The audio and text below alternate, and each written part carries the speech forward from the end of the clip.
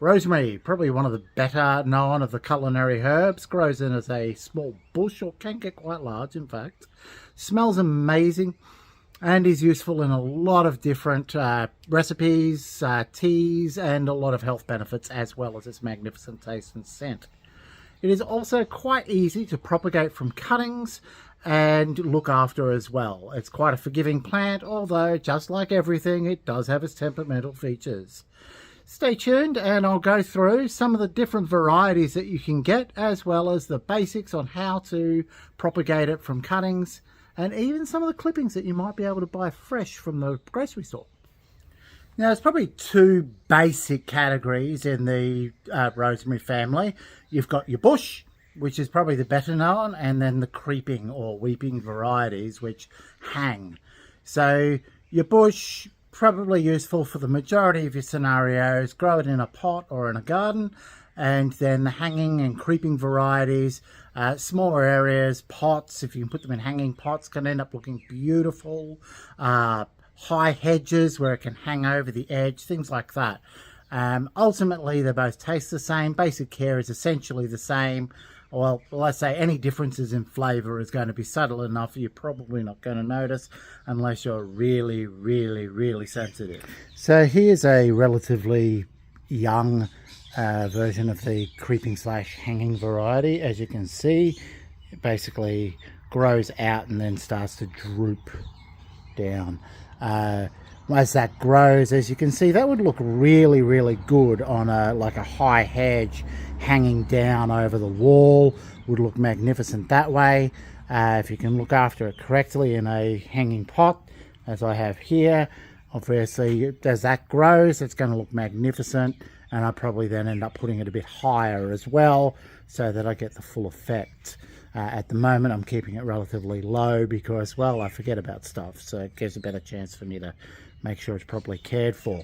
Once they're fully established, they tend to cope a lot better with neglect. Here's an example of essentially what we would know as our more common versions of rosemary. Standard bush. This one here has had varying levels of care and neglect and is managing to survive quite well. Every so often it'll look like it's dead, and then I realise that it's there. I'll give it some water, some care, a little bit of fertiliser, and she boosts back up again. But obviously if you leave it too long, it will actually die. But it's Mediterranean. It does not like much water. Allow it to dry out and then get good watering. So it will actually survive large amounts of dry and neglect and will forgive you for it. Oddly enough, this is a plant that if you overwater it and give it too much water, it will die a lot quicker than if you don't give it enough. Now here's just another example here. It's one I grew from cutting and planted there and then completely forgot about in this little jungle. It's growing nice and straggly here as well. But, you know, it's doing okay, and if I give that a little bit of TLC, that'll boost up and look magnificent not long enough. So rosemary is essentially a woody plant, and when you're taking cuttings, actually like most of the herbs and a lot of plants in fact, cutting appropriately near the nodes is generally the best way to get them nice and bushy, and it's also where you want to actually do your cuttings for best success for regrowing.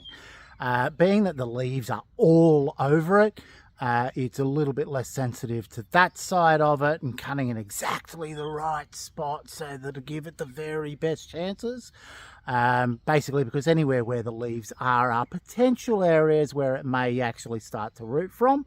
So it's good in that sense. But if you want to have the best success with the plant as well as, you know, rooting, cutting in the right spot's the best. Now with the woodiness, now I personally read about that a lot. It's like, what the hell are you talking about? Where's the woody bit, the not woody bit? And I finally found something that explained it nicely. So here's the basic explanation. So at the nice fresh tip areas, you'll find it's extremely flexible. All right, so that's the semi-woody, non-woody portion. Then as you go down further, it's a lot harder and tougher. The flexibility starts to disappear, and essentially you could snap it. So that's the woody section.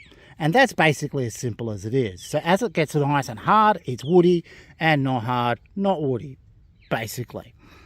Ideally with your rosemary, you want to have the non-woody area, or for a larger portion, somewhere where it's sort of that transition point where it's woody to non-woody, so semi-flexible to older.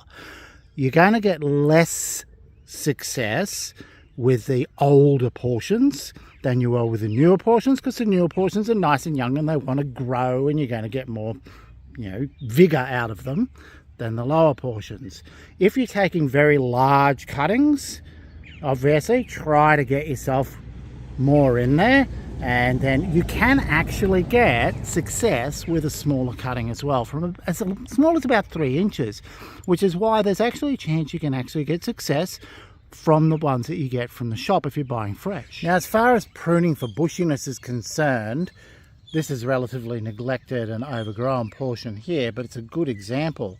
So you can see how on the major branch you've got offshoots starting up. So ideally you would want to pick a branch and chop it somewhere near one of those nodes, so that then that will be your new growth portion. So pick and choose. It's not going to be overly fussy on it, but once you get to bits like this where it's getting all straggly like that, you probably want to get rid of that for this nice fresher growth here. Now, as an example on the younger part, if I wanted to trim this for bushiness, I'd probably be looking somewhere near this one, just above there. So you can see that it looks like it's trying to push itself out to a new branch. So cutting it just above that would encourage that to grow out that way. So not necessarily doing that, but that's an example of where you pick it. Almost anywhere along the leaf range, you could do it. But if you pick the ones where they're sort of giving a bunch of leaves together, or anywhere where it's got a little bit more of a nodule-y sort of look to it, as you can kind of pick out there, they're generally the more likely spots to get you a bit more of an offshoot. Either way, it's basically going to stop it growing this way, and it'll force it to push out a branch somewhere else. So when it comes to pruning the bush for purposes of making it bushier and keeping its health, stick with the major precepts of straggly bits, parts that are dying, parts that are sort of rubbing against each other, trimming that back. Outside of that, try to go under, because you can always take a little bit extra off if you need to. It's hard to go back and go, whoops, I should have taken less. Don't be too concerned about it, because ultimately it will forgive you unless you go too ridiculous with it. And I mean, that's getting extreme. Experiment with it. Don't be afraid of it. And then ultimately use them as cuttings and try to grow extra trees out of it, which you will have a good success rate with. Now, if I'm using this one as an example for growing from a cutting, which it is quite possible to achieve with something this size, and potentially even a little smaller, generally what you want to do is be stripping back the majority of the leaves. Leave a little bit at the top, and then you can either put it into water or put it straight into the soil. Now, in regards to rooting in soil versus water, either is fine. They will start rooting in water usually faster than they will in the soil. Generally speaking, if it survives in the soil, it's usually a little bit stronger, or at least stronger sooner. Personally, if you've got a large cutting, I'd go straight to the soil and just make sure you keep it moist. Probably start it in a pot and straight in the dirt. If you're going for anything smaller, I would probably start it in the water, because there's less there to actually give it energy, whereas a larger one's got a bit more to draw on to keep it alive while it's putting itself together. That being said, if you look after it, even that straight in the soil, you've got a reasonable chance. And I have had success both ways. I've also had great failures both ways also. Importantly, when you're trying to root the cutting, you want to make sure that you keep the top leaves out of the water as well. And that can be a little bit tricky depending on the size of the cutting and the glass or vase that you're using. Now, there's a couple of tricks you can use with that. Obviously, a small glass, or you can clean up a herb shaker, which also has the added benefit that you could also use that to hold everything in place. Depending on the sizes that you've got, this could actually be a great benefit to you. And when I first read that as a possibility, I thought, my God, this is genius. Why did they never think? Now, it's the one I showed before, and basically you want to strip back pretty much all of these leaves.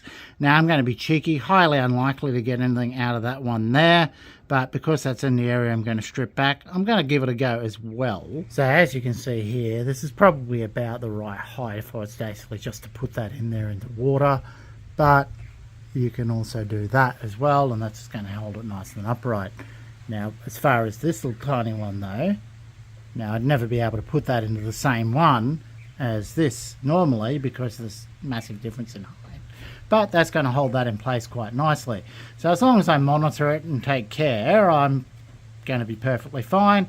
And then obviously I can just unscrew the top and change the water with a minimal level of fuss. And there you have it. Now, other things to keep in mind, you can also do rooting hormone on it, which will increase the speed and chances for the rooting. It's not a necessity, but it's not a bad idea if you've got a handy, or at least a bit of cinnamon on the end, which will also reduce the chances of rot and diseases, etc. getting into it. Other than that, then put that somewhere with reasonably good light, but you don't want to have it too strong a sun until it's got itself nicely established. And then when you transfer it to a pot or the soil, just keep an eye on it. Now, if you're going a larger cutting, essentially same basic principle, no major differences with it, other than obviously using either a larger glass or going straight into a pot or soil. Make sure it stays moist, not wet, until it's got itself nicely established. You don't want it to dry out too much because it doesn't want to be using all of its energy up trying to survive from a lack of water.